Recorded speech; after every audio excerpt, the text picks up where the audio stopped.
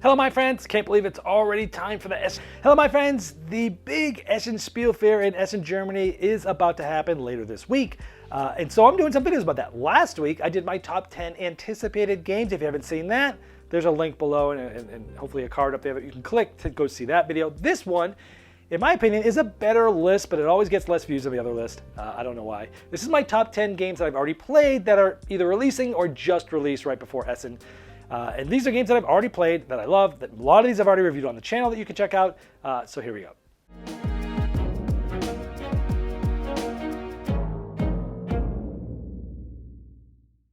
Before I get to the moment you've been waiting for, I wanted to tell you about the Sell Trade program at Noble Knight Games. Now, as gamers, we all have games that are cluttering our shelves that we either don't have the right group for or might even not like it. Well, now you can turn those unappreciated games into cash or store credit. Noble Knight Games buys thousands of games and gaming products. It's easy to send them a list of the games that you'd like to sell or trade. Now they'll send you a quote and even pay for the shipping of the games. Get treated and paid like royalty while you sit back and collect cash or store credit. To get started, click the link in the description of this video or in that upper right corner there, and then click the Sell Trade button. Number 10. The first one is Tricky Treats. This is from Cranio Creations. This is more of sort of a family game. Smaller kids can play it too, but adults like it too. In this game, you have these kids that you're getting costumes to go out trick-or-treating. And these costumes are transparent cards that you're going to be putting on costumes on the head and the shoulders and the body and the legs. And you're trying to do set collection of sometimes the same theme of costumes, sometimes the same colors, because different houses want different things. You can rush to houses once you have enough of the right types of costumes to get points and get certain types of candy. Now that candy is going to be worth a certain amount of points depending on the bad houses that you go to and that you do tricks on, like toilet papering it and throwing eggs at it and doing this and that. And you're building these transparent costumes that are going to allow you to set collect to go to specific houses. Some of them, the bad houses, unlock endgame bonuses, which gives you strategy for which of the good houses you're going to get and drive up your candy. It's a very simple, easy game. But yet there's a lot to think about, and it's a ton of fun.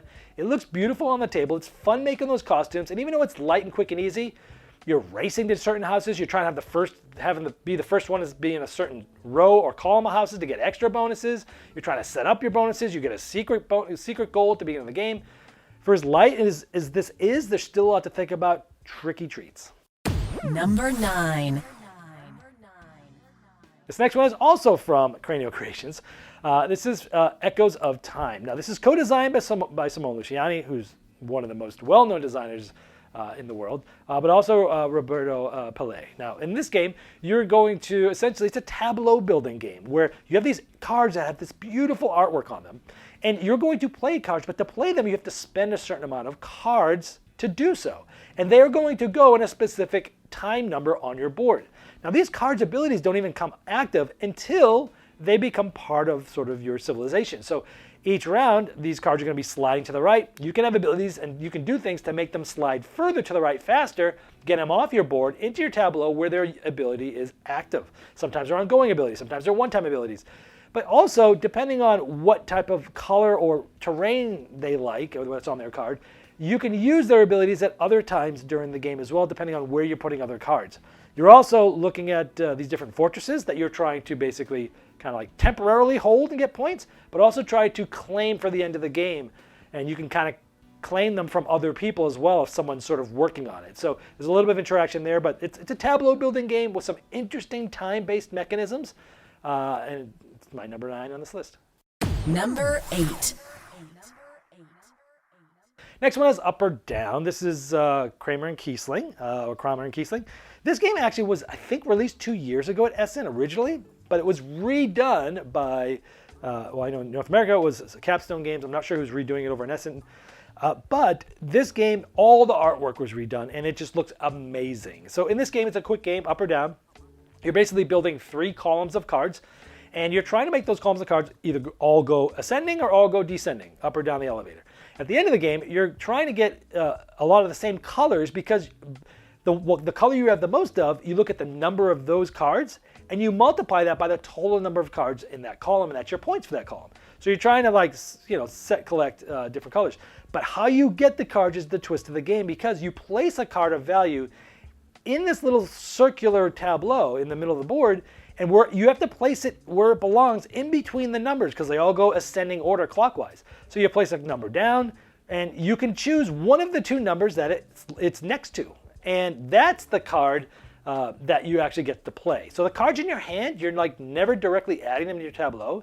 So it's kind of like a brain switch where the cards in your hand, you play to then take different cards. And that's the twist of the game, that it's a simple set collecting game, but it's very thinky because of that two-step process as to how to get those cards. That's up or down. Number 7. Take Time. I just recently reviewed this. This essentially is what I call the crew and the mind has a baby. Because in this game, it's a cooperative game that is limited communication, where you're trying to play cards that are numbered 1 through 12 around a clock. And each player is taking a turn, but you don't necessarily know what everyone's playing because most of the cards get played face down. And you're trying to make it so that all of the sections of the clock at the end of the round, when you flip all the cards over, you add up all the numbers at each clock face number. They all have to go in ascending order, but there's also a lot of other different rules. There's 40 different levels, and each level introduces different and more difficult rules. And so you're trying to, and you know these rules up front. There's a strategy time where you talk about what your overall strategy is. Then you get to look at your cards. Then you're playing them without talking, and then you're seeing how you did.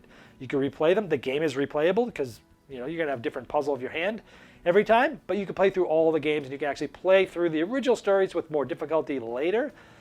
Very interesting. If you like limited communication, cooperative card games, Take Time is fantastic. Number 6. The next is Origin Story. This is from Stonemaier Games. This is a trick-taking game with superpowers. Pretty standard trick-taking game. Lead, follow if you can. There's one trump suit. However, each round you're getting a story card that's going to develop your character. You get 3 of them. You choose one. It's going to give you a special power, and all these powers are amazingly and feel broken. They're all awesome. But you're going to charge them with a currency called stamina, and different rounds you're going to be charging different cards, because every round, there's 5 rounds, you get one of these new story cards. And so by the 5th round, you have a lot of abilities to choose from. Which ones are you going to trigger, and which ones are you going to work on? The last round of the game, you get a superpower, which is huge. You actually get 2 of them at the beginning of the game, which helps make your strategy for the whole game. 5th round, you reveal that, does some cool stuff. And basically, all these cards change the rules and break the rules of trick-taking, allowing you to do all sorts of different things. But you're also deciding whether you want to win the most tricks, being a hero for the round, or win 0 tricks, be a villain for the round. And the better you do that, the more points you get with all these different rules. I've recently just reviewed this on my channel, so check that out, Origin Story. Number 5. This next one is Beasts. Now, this was a pre-release at Gen Con, but it's really being released here this month over in Germany. Beasts is another limited communication cooperative card game. In this game, you're trying to get rid of all your cards in your hand and all the cards in the deck. And these cards come from 4 suits, the main suits: spades, hearts, diamonds, clubs. And they range from 1 to, I forget, I think 9. Yeah, they go 1 to 9.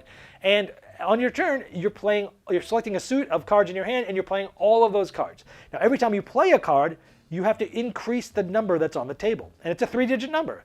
And so every time you get to do that, it has to go up. But you can change the order of the cards. So you're deciding which card to play first. And when you play on the 2 left piles, like the 10s and the 100s, you get to clear all the numbers from the right. So there's a lot of strategy in like playing cards, clearing things to the right, and then playing a higher card that somebody else will clear later. And so there's a lot of this. There's limited communication. You can kind of talk generally what you're doing or what you're trying to do, what we should do, but you can't say exactly what's in your hand. But this is a fantastic game because sometimes there's beasts that come out. And the normal game is 4 of them. And when they come out, normally they're going to block a certain suit or a type of suit that can be played in a certain column. And so it makes it harder. But there are ways, if you plan right, to get rid of those beasts or move them to lesser, not as bad columns and such. So Beasts, great cooperative limited communication card game. Number 4. The next one is Ink. This is sort of an abstract game where you're building your own sort of portrait or picture, if you will. Now in this game, there's a rondel mechanism where you're moving around and getting different sort of tiles. Now those cards, and they're going to be going in front of you, and you're going to be placing them and grouping them together in like combinations of colors. What you're trying to do is line up a certain amount of these objective numbers, of the little circles with the numbers in them. And if you do line up enough sections and cards with that, you can place ink bottles that look amazing on those. Now that's going to be getting you points, well, essentially, because the first one to run out of ink bottles wins. But once you put those ink bottles in, those ink bottles actually break up that group. So now you have a much smaller group. So there's a lot of strategy into where do you put the circles of a certain group. You want to clump them together. So when you score, you still have a big group as well. But each player also has 2 colors that's their preferred colors. And that has a different number of ink bottles that you can use, and you're going to want to sort of focus on those, because if you run out of ink bottles, you basically have to waste a turn to kind of move them over to like any color. And so, but there's also different bonuses. If you can combo together good enough things, you will unlock and activate certain abilities, which are going to allow you to do all sorts of things, and those change every game. It is a great action selection, rondel game, tableau building, combo building. It is fantastic ink. And I've already reviewed this, so check it out on the channel. Number 3. This next one is a 2-player card game. It is called Compile. This is Main 2. Main 1 came out last year. Was my 2-player or card game of the year, 2-player game of the year. I can't remember which one. It's a game of the year for me last year. It's amazing. And this year they came out with Compile 2. There was a very small limited pre-release at Gen Con, but it's really coming out now at Essen. This is an excellent 2-player tactical card game. This is a standalone game. You can buy Main 1 or Main 2, play them separately or mix them together. In this game, you're basically getting 3 protocols. Each of those protocols have their own deck of cards. And each of those decks of cards have different strategies. And on your turn, you're simply playing a card and you're trying to play it. And as you play it, they'll do different abilities. Sometimes they are right away. Sometimes they're ongoing. Sometimes there's all different abilities that happen. And what you're trying to do is get to 10 on a certain column, because then on your turn you can compile, flipping your protocol over for that column. First one to flip all 3 over win.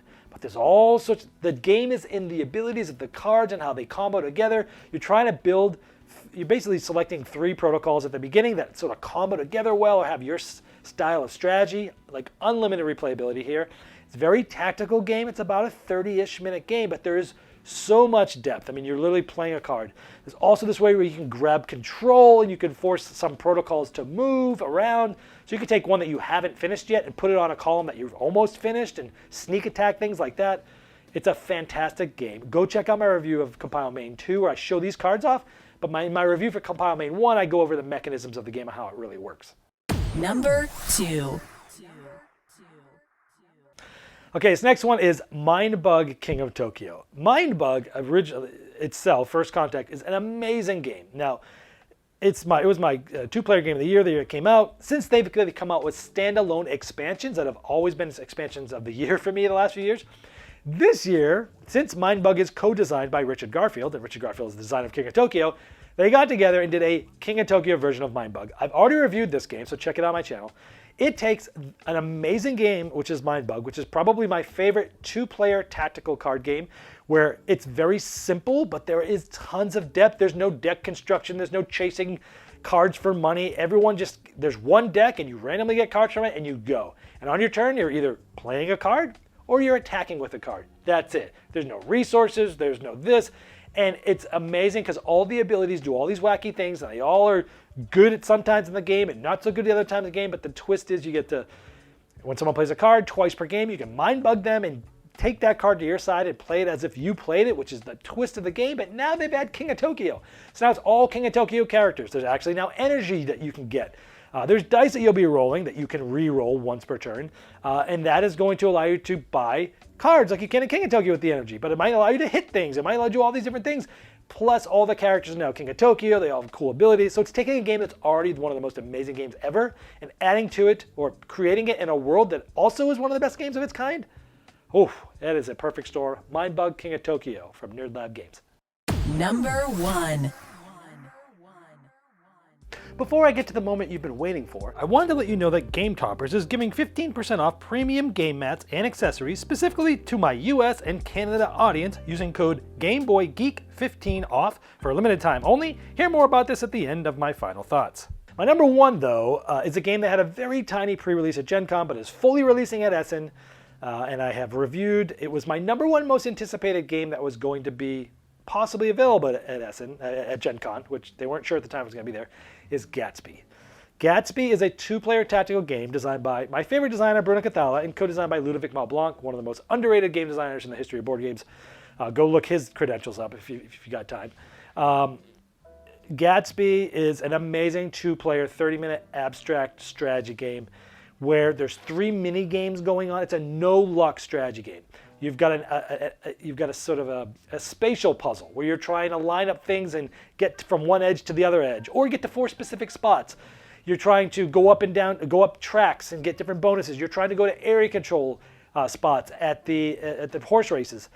But at the end, it's an action selection game where you select an action, and you're going to have to select a different. The next action that goes is going to have to be a different action, and knowing that, you have this, I think they're going to do this, I think they're going to do that, I know they think they're going to do that, so I'm going to do this type of thing, head games. There's also a lot of intrigue because you're trying to get characters. If you get 3 of the same color, you win the game. But some characters aren't in each game. It's randomly done, so you don't even know if there's going to be 3 because most of the characters are face down in the game that you're trying to win by these 3 little mini games. Or you're trying to get 1 of each of the 5 colors. So there's a lot of intrigue, there's a lot of secretly looking at characters and putting them back face down and being able to see, well, which one's out there? Is there even a possibility of winning with 3 of the same color? Maybe, maybe not. Some games will have it, some games won't. Are they close to getting 5? What's the tension there? What should I do? And then activating these special tiles that allow you to do things like forcing them where to move. This game is a cat and mouse game with a lot of intrigue of the special conditions and the winning conditions of the game, which makes it super tense. But mechanically, the game's pretty simple. But you're activating. Sometimes you're going to places to do certain things, but sometimes you're going there just because you want the bonus to do this other thing, move up this other track, which is going to change to this bonus, which is going to allow you to do this. It's fantastic, amazing 2-player quick game, Gatsby. All right, I hope this helped you learn about some games that you hadn't heard of, or if you'd heard some of these, maybe you learned a little bit more about them. Now, don't forget, I also last week released the top 10 most anticipated games, the ones that seem the coolest to me. Check that one out. If you haven't subscribed, do that here. This has been the Game Boy Geek, breaking down barriers, growing relationships through board games, and helping you on the next one you love.